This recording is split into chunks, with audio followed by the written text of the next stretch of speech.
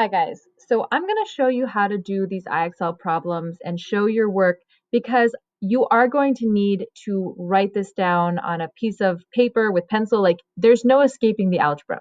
So let's go through some of these problems for IXL since I will be grading this week. So it says find QS. So I'm going to draw this over here on my Word document. I'm going to draw this triangle, right? Something like this. We have 24 degrees here. We have 10 units. And then they're asking for QS, which is this. We don't know. Now, what are we going to use? We don't know the trig ratio. Well, what sides have they given us?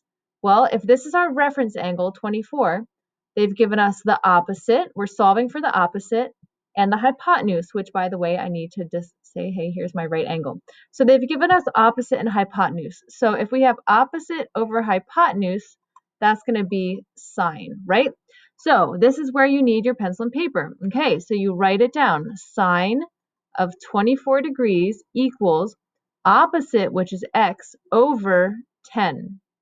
Now, some of you at this point, you say, okay, cool, I'm going to divide. No, there's division on the right side, a fraction. It's already division. You have to do the opposite. Algebra is all about balancing, doing the opposite of whatever's happening. So if we're dividing by 10 here, to get rid of that 10 in the numerator, we have to multiply both sides by 10, okay?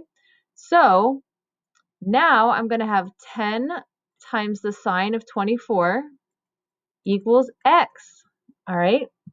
So we put that in our calculator. Notice I have Desmos up here, so I'm going to put that in here. 10 sine of 24, okay, 24, 4.067, and they want me to round to the nearest tenth. So the nearest tenth is 1, so 4.1. 1 decimal point is the nearest tenth, 4.1. Did I get it right? And sometimes I get them wrong. All right, let's do another one. I'm gonna keep scrolling down here. Okay, new blank page, please. All right, so here we have another, hopefully it won't be the same ratio. We don't need to see, sine a million times. Okay, so here's this HJI with our right angle, and they've given us 42 and 6, and they want us to find IJ. So they want us to find this length here. This is our length that we're looking for X.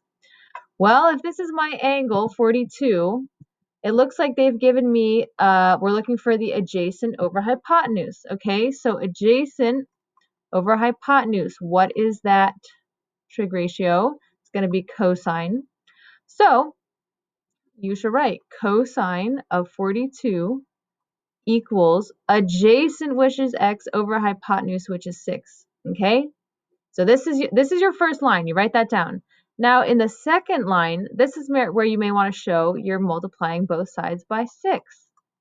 Okay, now I'm going to multiply both sides by 6, right? Got to get that 6 out of the denominator if I want my x to be alone.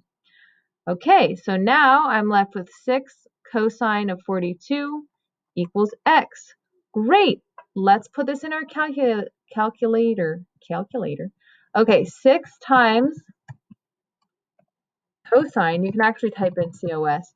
6 times the cosine of 42, 4.45. Since we're rounding to the nearest tenth, we round up because 5, if it's 5 or greater, the next one goes up. 4.5. Did I get it right? Wonderful. And then this one is also going to be GH is adjacent over hypotenuse. Okay, I was hoping we could get to a tangent. Let's do this one.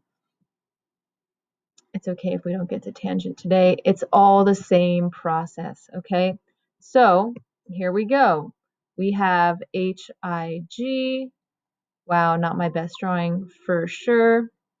They want us to find GH, which is this side right here.